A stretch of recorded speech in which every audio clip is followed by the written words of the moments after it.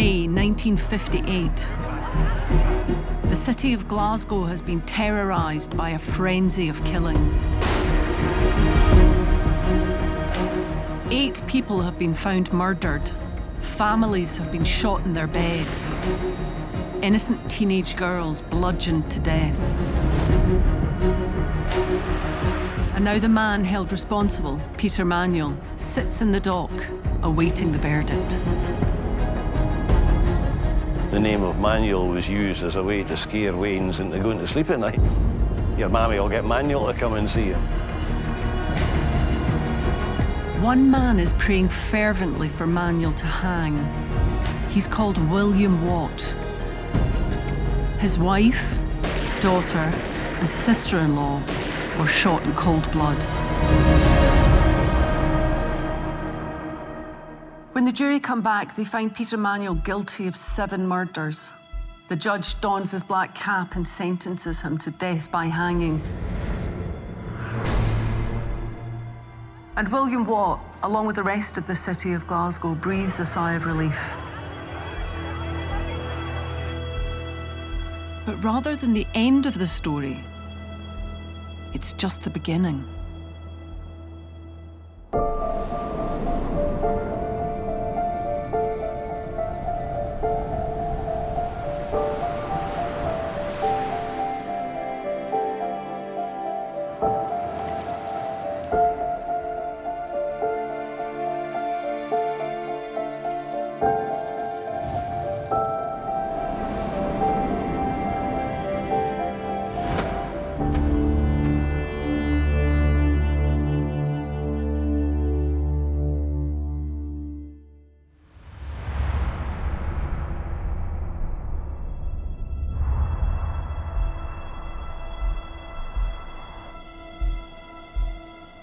I'm Denise Mina, and I've always been drawn to stories about true crime. But there's one killer from my hometown of Glasgow whose cruelty and ruthlessness has elevated him to almost mythical status. Peter Manuel. Manuel was the subject of my book, The Long Drop.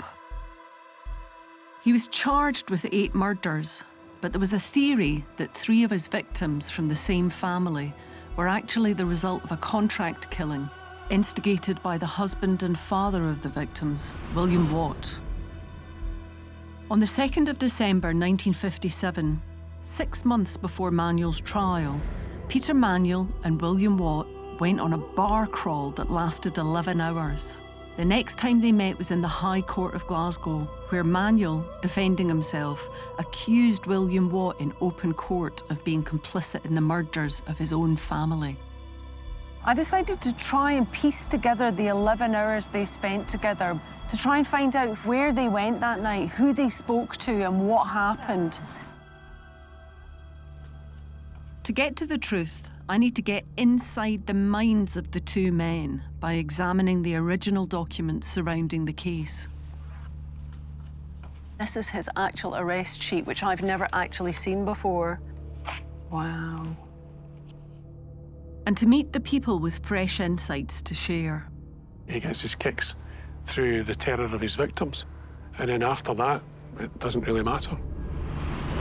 I even follow the 2 men into the same courtroom where they appeared over half a century ago and where Manuel made his sensational allegations against Watt. Mr. Watt, you killed your family, didn't you? And into the prison where he carried on making them right up until the moment of his execution. There's no doubt about it in my mind, the man has paid somebody to shoot his wife.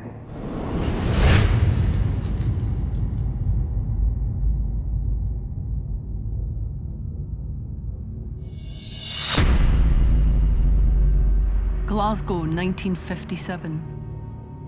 Along the River Clyde, factories, shipyards and blast furnaces belch out thick black smoke. My fictional account takes place in this old boom city, where crowded, chaotic streets mask a murky underworld of vice and greed.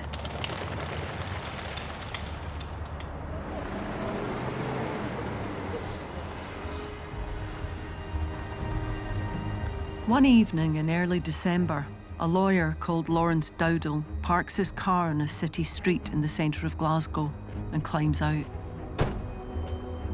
Dowdall is a legal genius. He can get you out of anything. Waiting for him is his client, William Watt, a local businessman with a chain of bakeries and dreams of making it big. Watt and Dowdall have come to meet a man who claims to hold the key to a multiple murder. The brutal slaying of Watt's wife, Marion, her sister, Margaret, and Watt's teenage daughter, Vivian, all of whom were found shot dead in their beds just a year earlier on the 17th of September 1956. Their would-be helper is none other than a notorious criminal, Peter Manuel, and he's promised to find the gun used to kill Watt's family. You see, William Watt has a problem. The police are convinced he killed his family. Now, with the help of his lawyer Dowdall, he's turned detective to try and clear his own name. To understand how Watt got himself into this mess, I need to go back to the day of the murders in September 1956.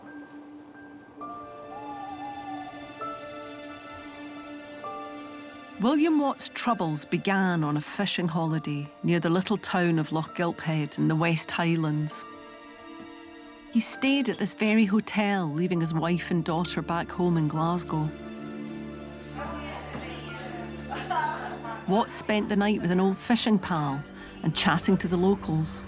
They talk, they sing, and the drinking goes on into the small hours.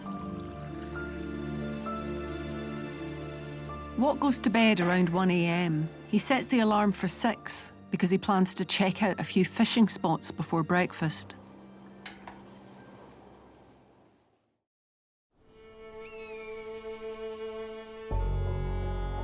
Watt is next seen the following morning, tucking into a full Scottish, and afterwards he goes fishing. Later that morning, a taxi arrives at the riverbank. The driver tells him he's wanted urgently back at the hotel. When he arrives, dreadful news awaits. It's his brother John on the phone. He says, "Your wife Marion is dead. Your 16-year-old daughter Vivian is dead. Margaret, your sister-in-law, is dead. They've been shot in cold blood. You must come home at once."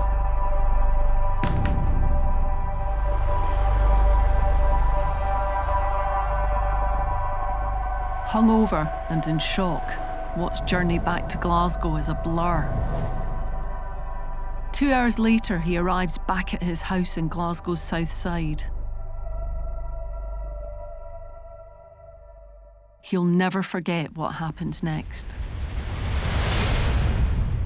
Journalists crowd round and take photographs as Watt is pulled out of the car and escorted up the driveway to his own front door. The house is full of angry strangers. Men in overcoats and uniforms stare at him. One grabs him by the elbow and propels him to his bedroom. The bed is a mess. Blood is splattered on the wall. Someone pulls back a blood-sodden sheet. "Look at her," he barks. "Is this your wife?" Watt looks at his dead wife, Marion, and nods wordlessly. The sheet on the body next to her is yanked off. Someone else yells, "Is this your sister-in-law?" Margaret's not meant to be there. One of her eyes are open. She has a hole in her temple. Her face is swollen and blue. Hands push him down the corridor into his daughter's bedroom.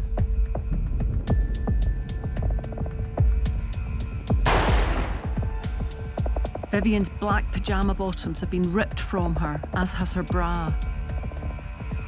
She's been sexually assaulted. She fought for her life and she lost.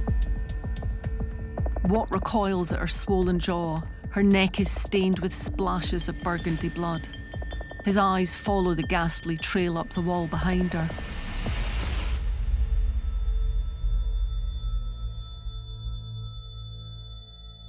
Back in the corridor, Watt throws up. But this is just the beginning of Watt's nightmare.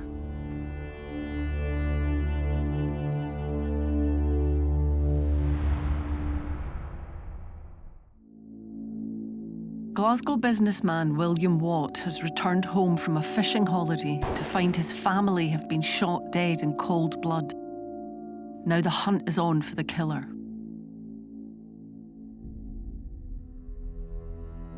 The triple murders are splashed across the front pages. A few days later, a mechanic who works in a garage near the hotel where Watt was staying comes forward to tell the police that Watt had his car serviced and the tank filled just the day before the murders. Now the police become suspicious. To find out if Watt could have driven through the night from Argyll to Glasgow, killed his family and returned to the hotel in time for breakfast, the police conduct a test drive and they time the round trip at 5 hours. Then, shortly after William Watt attends the funeral of his family, a witness comes forward who swears he saw Watt's car parked on the banks of Loch Lomond at around 2:15 a.m. on the night of the shootings. Yet another witness comes forward, a Renfrew ferryman. He remembers seeing Watt on the 3 a.m. ferry. The testimony of the two witnesses is enough for detectives to arrest and charge William Watt for the murders of his family. There's a possible motive too. His wife Marion is in very poor health, and Watt admitted to having several affairs as a result. Was this an attempt to get out of his failing marriage without the shame of divorce? As he walks into Barlinnie Prison, the inmates gather on the landings and they chant his name. Watt owns a chain of bakeries and someone shouts, "One killer, one scone." Others taunt him that he'll hang. Watt is in Barlinnie for 67 days, but then he changes lawyer.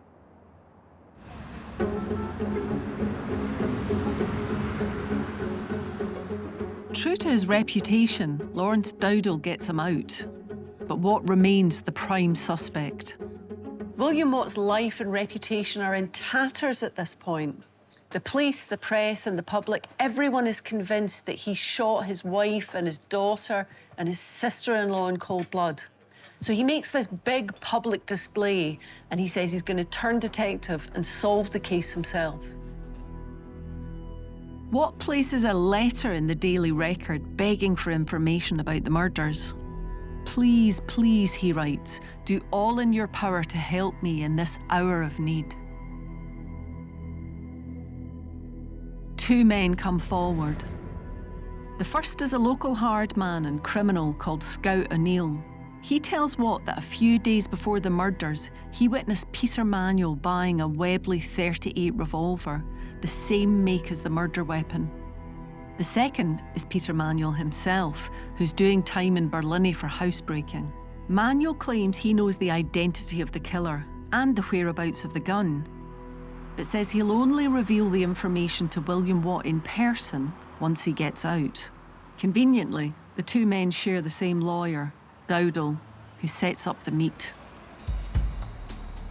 Why does William Watt agree to the meeting, and what does Peter Manuel really want?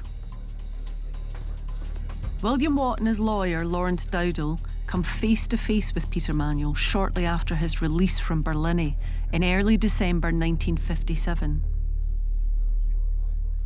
Alan Nicol is the author of a book about Peter Manuel and is meeting me in one of the bars that Watt and Manuel visited during their marathon pub crawl.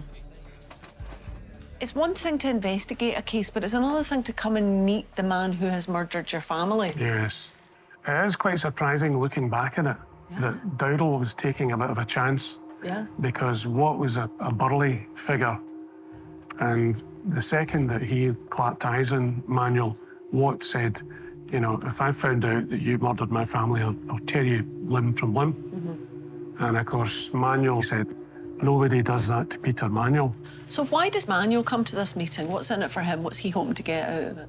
I suspect that Manuel was enjoying very much the idea that he could taunt him, because at one point, Manuel used a picture of Anne Nealon's, his first murder victim, and he made some reference to Vivian, Watt's daughter. He was obviously trying to provoke him. The two of them go on an 11-hour bender together around Glasgow. What was that about? I wonder if Watt, behind the scenes, was perhaps being coached by Dowdall to the effect that the longer you stay with this man, the more drink you have, the more information he'll give us.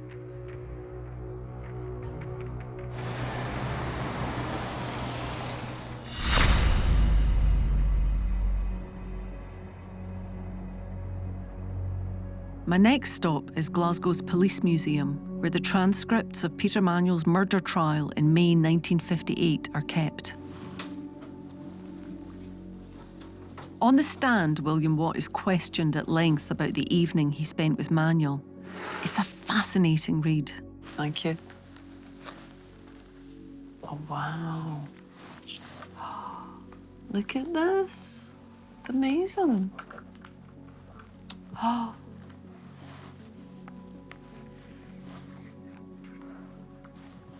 At some point during that evening, Peter Manuel no doubt asks William Watt for money. But what he actually wants from Watt is much more important. He needs Watt to believe a story. But the problem is Peter Manuel's terrible at telling stories. The story that Manuel wants Watt to believe is that he, Manuel, knows who really killed Watt's family. He blames a career criminal called Charles Talis. He says he knows this because he lent the murder weapon to Talis. This is a Webley revolver. There were thousands of these washing around Britain at the time. Soldiers brought them back from both world wars as mementos. They were cheap to buy, you could get them anywhere. Now, Manuel's known to have one of these, and his story is this. He lent it to Charles Talis to do the housebreaking. And when Talis returned it to him, he said he killed everybody in the house, and it was just a terrible mistake.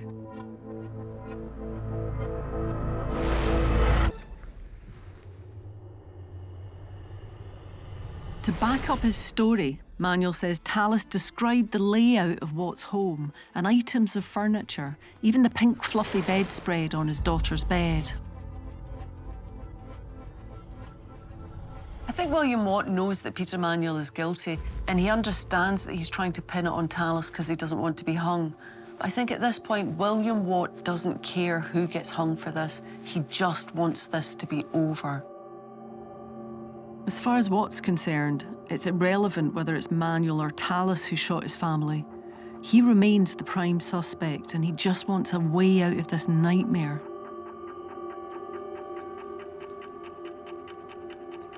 William Watt is probably very drunk by this point, but after listening to Manuel's story, he realises he needs a second, preferably sober opinion.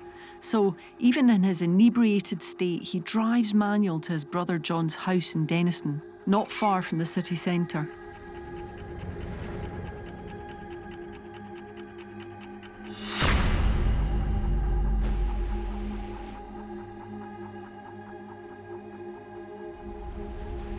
Watt takes Manuel to his brother's house because, as he later testifies in court, he needs a witness. But maybe they went there for another reason. I think they're hiding from someone. And William Watt wants to test out Manuel's story on his brother. They need to do that before they're found. John's wife cooks them bacon and egg, and the three men crack open a bottle of whiskey. And Peter Manuel tells his story again. But almost before they've finished eating, John says to William, "This story is implausible. This is a terrible story. This guy comes over as a total liar." It soon dawns on John Watt that his brother's drinking companion is his family's killer. And then, to make matters worse, William reveals the identity of the man who's looking for them. And a very frightened John Watt probably shows his brother and Manuel the door. Because the man looking for them was none other than Scout O'Neill, the gangland enforcer who would later claim to have given Manuel the gun used to kill Watt's family.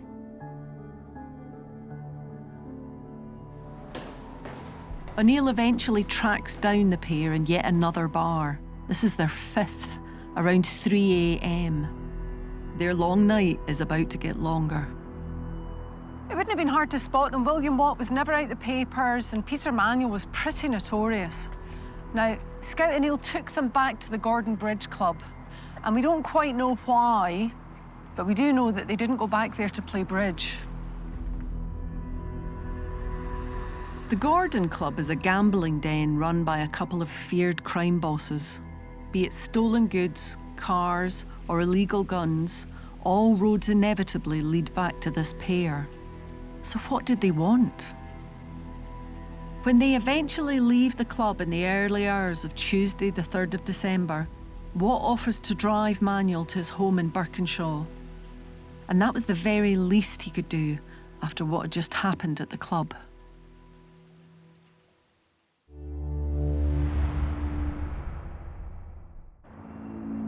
December 1957. Peter Manuel and William Watt have been on an 11-hour bar crawl together. It was a bizarre meeting between two men who stand on opposite sides of the brutal murder of Watt's family. Or do they? I believe Peter Manuel's meeting with William Watt, where he taunted him with lurid tales of the circumstances surrounding the death of Watt's wife, daughter and sister-in-law, made Manuel feel invincible and emboldened him to strike again. He did, less than a month later.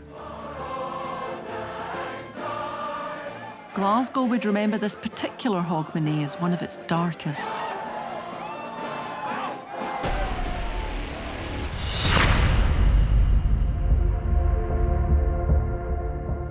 On December the 29th, the parents of 17-year-old Isabel Cook report their daughter's disappearance. Around 4:30 that afternoon, police recover Isabel's purse from a nearby railway line, followed by her underwear, coat, brooch, and cosmetics.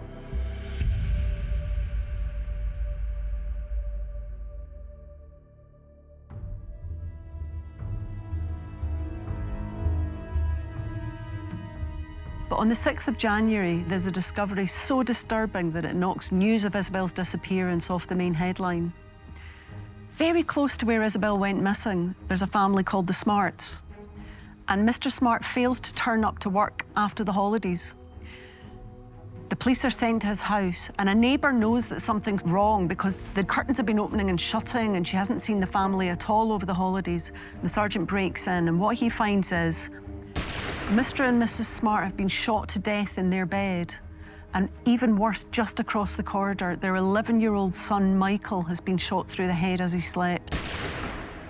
And the family have been lying there for 5 days.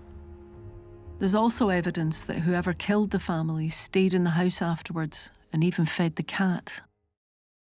The police soon have a suspect.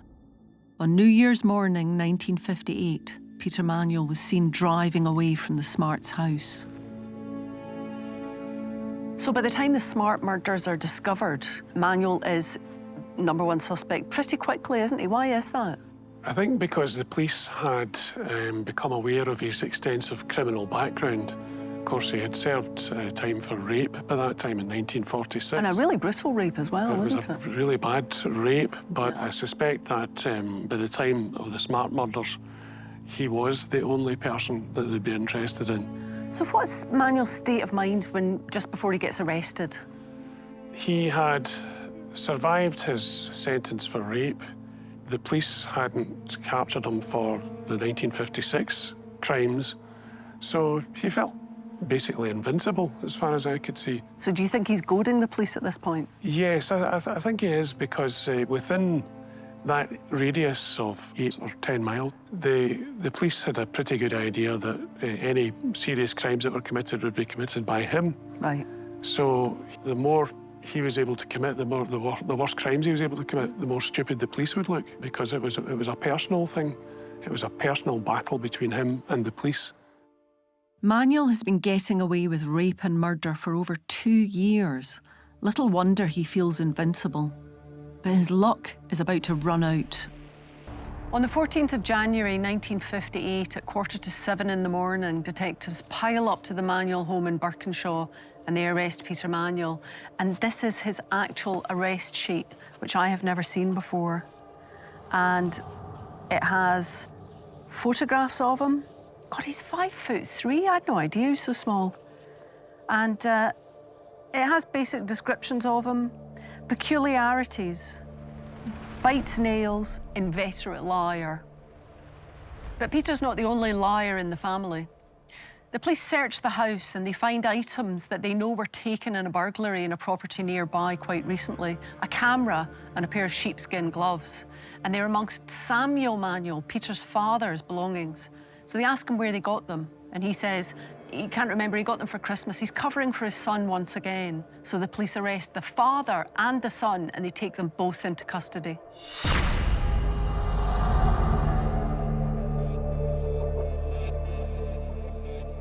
Peter Manuel is taken to Hamilton Police Station, where he's kept stewing in his cell for 14 hours before eventually being questioned. The detectives confront him with an eyewitness statement. You were seen driving away from the Smarts' home, they say. Then they tell him they have a list of the numbered banknotes he stole from the Smarts' home. You spent these very notes in the Woodland Hotel on New Year's Day. We have another witness. Manuel says nothing. All he can think about is his father. The psychological pressure of Samuel's arrest begins to gnaw at him. The police knew exactly what they were doing here. So they're using him as leverage over Manuel because they know that's going to hurt him. Yes. Here's a mass murderer in your midst, so at the end of the day, the police were prepared to use just about any method to capture this guy. The detectives tell Manuel that his father can't adequately explain why stolen items were found in his bedroom, so they have no choice but to charge him. It's a very clever manoeuvre, and the effect on Manuel is electric.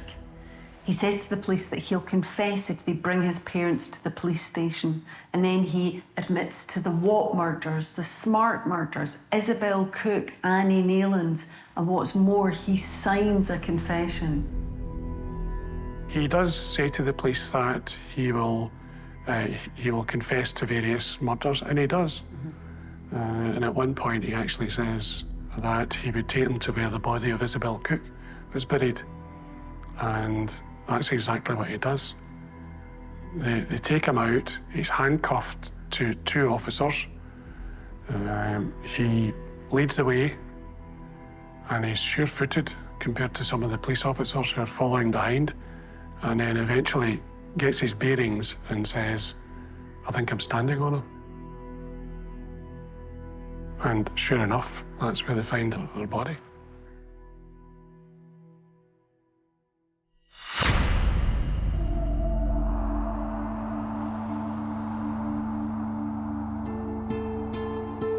The trial of the century, as the papers describe it, begins on Monday, the 12th of May, 1958. It took place in this very building, the High Court of Glasgow.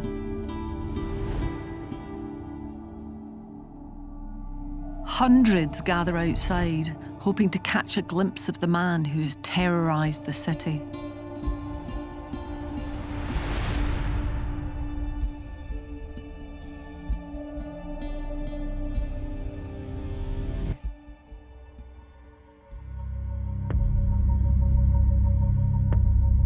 And at 10:37 a.m, a hush descends as Manuel climbs the stairs from the cells below and takes his seat in the dock. Peter Manuel pleads not guilty to the 8 murders, Anne Naylands, Isabel Cook, the 3 Watt women and the Smart family. Even though he gave confessions just 6 months earlier, he says they were false. The police made threats against his parents, he says, and he himself was put under intolerable pressure. Everyone's eyes are on Manuel. He's immaculate. His hair is dampened and swept back. Every inch the movie matinee idol.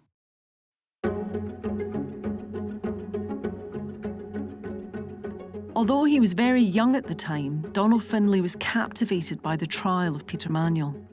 It inspired him to become a criminal defence lawyer.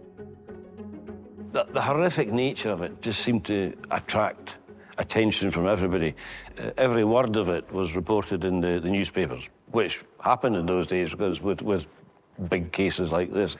But also because of the nature of the crimes, shooting families in their own home and Isabel Cook and so on. And there was nothing bigger than Manuel. The first days of the trial saw a string of Crown witnesses, including Scout O'Neill, who had told the police he'd given Manuel the gun used to kill Watt's family.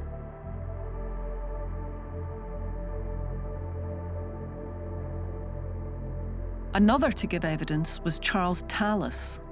Manuel told William Watt, remember, that Talis was the housebreaker who killed Watt's family during a robbery gone wrong. Manuel decided that he would blame Talis and say all the information about the Watt killing, and he had obtained this from the person who did it, namely Talis, who came in a panic and said it had all gone badly wrong, this, and this. There is, of course, always the potential of a fly in the ointment. And it turned out, of course, that Charles Talis had an alibi. He was at a wedding. Of all the prosecution witnesses, none is more eagerly awaited than William Watt, the man who had originally been accused by the police of killing his family. Watt gives evidence for 2 hours and describes how Manuel tried to pin the multiple killings on Charles Talis. As witnesses like O'Neill, Talis, and Watt bolster the Crown's case against him, Manuel becomes increasingly frustrated with his legal team, Harold Leslie and W.R. Grieve. Things come to a head when Manuel demands that they argue against the admission of his confession as evidence, because he claims they were made under police duress. Leslie refuses. He knows that the judge, Lord Cameron, will rule the confessions to be admissible. Which is exactly what happens. The confessions are shown to the jury. An infuriated Manuel sacks his defence team and decides to defend himself as a litigant in person. He mounts a full-blooded attack on the credibility of his previous confessions. Manuel starts by recalling his mother, Bridget, to the witness box. But if he thinks he can rely on her backing his version of events, he's in for a surprise.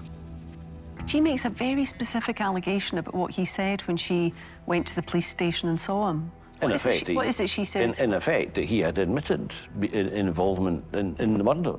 He tries to get her to change her position and to get her to back him up. Unfortunately for Manuel, his mother was a God-fearing woman, took the oath seriously, and said, unfortunately, Peter, yes, you did. Now, you contrast that with his father, who staunchly stood by Peter, was probably terrified of Peter, and you could understand why, but would see no harm and would speak no evil about his son, and tried to make out, no, he didn't ever hear Peter saying anything at all.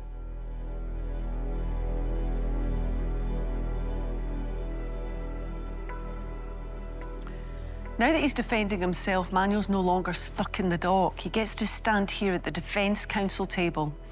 And when he gets to cross-examine Watt, he's clearly relishing it.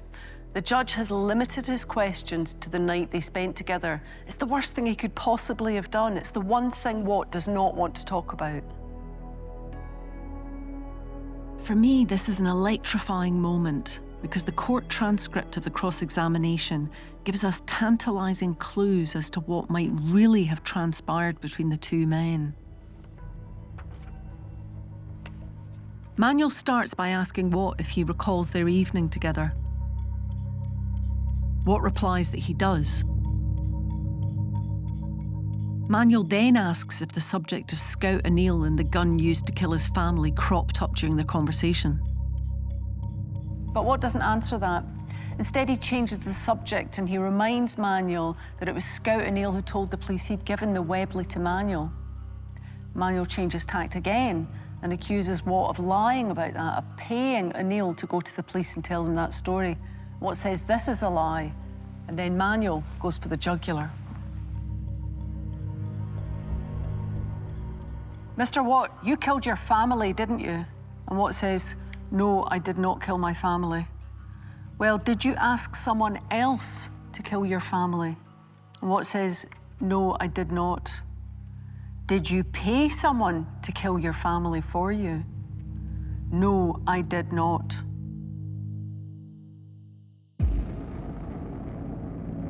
Then, just as suddenly as he began attacking Watt, Manuel abruptly ceases this line of questioning. The question is why? Now, here's my theory, and it's one that was going around Glasgow at the time. I play with it in my book. It's that William Watt may have paid a gangster to kill his wife, and that gangster hired Peter Manuel to carry out the killing. What nobody expected was for him to go into the house, find two people who were not supposed to be there that night, and go berserk and kill everybody. But we'll never find out if that really is what happened, because at that point, Peter Manuel abruptly dismisses William Watt. He's got no further questions. And that may well be because the gangster who hired him is sitting right here in this court.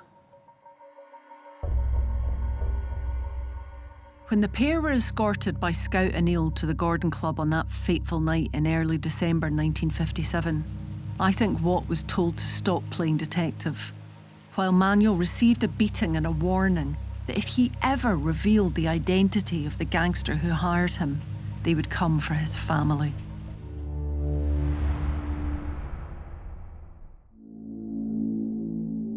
In the closing stages of the trial of the century, Peter Manuel sacks his defence team and cross-examines William Watt himself. In a brutal attack, he accuses Watt of paying someone to kill his family. By now, no one is convinced that Watt was involved in the slaying of his family, but they are convinced of Manuel's guilt. And there are no more witnesses left to call, except for Peter himself. In the Tales of Peter Manuel, he gives himself all the best lines. He stops to laugh at his own jokes. He addresses the jury for 6 interminable hours. And his case is essentially this: he didn't do it, the police are stupid, and Peter Manuel is a genius. As the hours tick by and his tales grow taller, the message is lost on the jury because they just hate him. They hate him for killing 8 people, they hate his grandstanding and his arrogance, and they hate him for telling them such a long, stupid story. The jury retires for 2 hours and 21 minutes. At 4:50, they announce they have reached a verdict. Peter Manuel is found guilty on 7 counts of murder. Only the charge of Anne Nealon's murder is found not proven, even though Manuel had previously confessed it along with the others. At 4:58 p.m, the judge sentences Peter Manuel to death by hanging. News of the verdict ripples out onto the street and across the city. Outside court, a mob waits patiently for the van to take Manuel away to Barlinnie Prison. They'll hang him there in a month's time. The mob is mainly women. In their pockets, they finger stones and rocks to hurl at the van. They've waited a long time for this.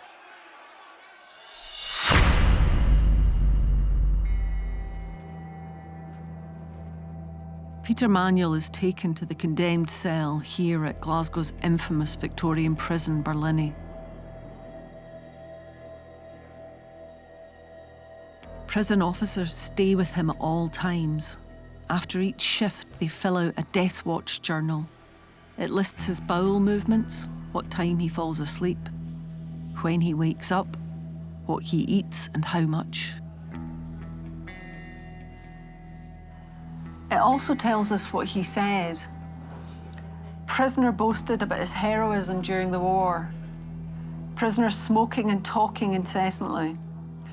Prisoner told us about his adventures as a spy in the Soviet Union. As we know, Peter Manuel is all stories. But the one thing he never tells the prison officers is about his crimes. He never talks about attacking women in the dark. He never talks about breaking into houses. And he certainly never tells them about killing families in cold blood. A prison psychiatrist assigned to assess Manuel's mental state recorded some of his stories. And you've got to put a bullet up his spirit, a little short barrel. His stub nose. One of them is about how William Watt paid someone to shoot his family. I've never heard Manuel's voice before, and it's chilling to listen to it here in Barlinnie where it was recorded. I can tell you quite candidly now, he definitely knows who shot his wife, I said, and he knows where the gun come from. I said, and he could only have got it from the man that shot his wife, so your story must have been true. There's no doubt about it in my mind now, the man has paid somebody to shoot his wife. Like the jury who found him guilty, neither the psychiatrist nor the prison officers believed a word of his story. But maybe Manuel is telling the truth. Maybe Watt did pay someone to murder his wife, and that person hired Manuel to do it. The only problem is that Manuel continues to deny his own guilt and that it was actually he who pulled the trigger. This rare footage of the execution chamber at Barlinnie Prison was filmed just before it was refurbished in 1995. Scotland used the long drop method to break the neck of its victims, and Peter Manuel was one of the very last to be hung here. On the morning of Friday the 11th of July, 1958, Manuel's hangmen come for him. They bind his wrists and lead him across the corridor to the hanging cell. They fit the noose and the hood and then pull the lever, opening the trap door into the cell below.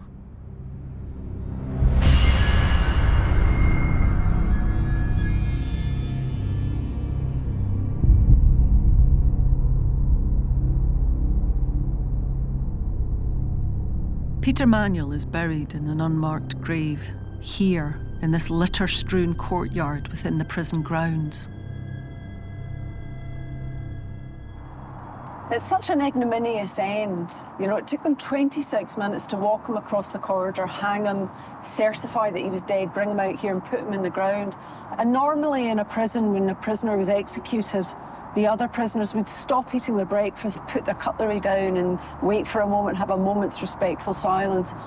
But Peter Manuel, they didn't even stop eating because he was so despised even by other prisoners.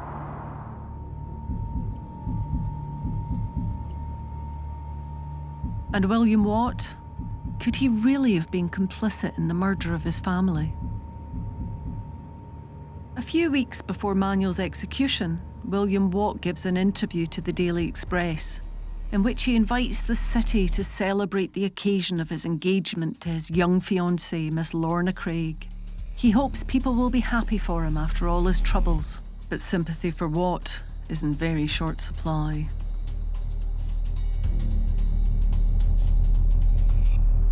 The Long Drop is a work of fiction. And not everybody agrees with my theory that William Watt hired a gunman to kill his wife. But the two men who know what happened that night, William Watt and Peter Manuel, may have taken the truth to their grave.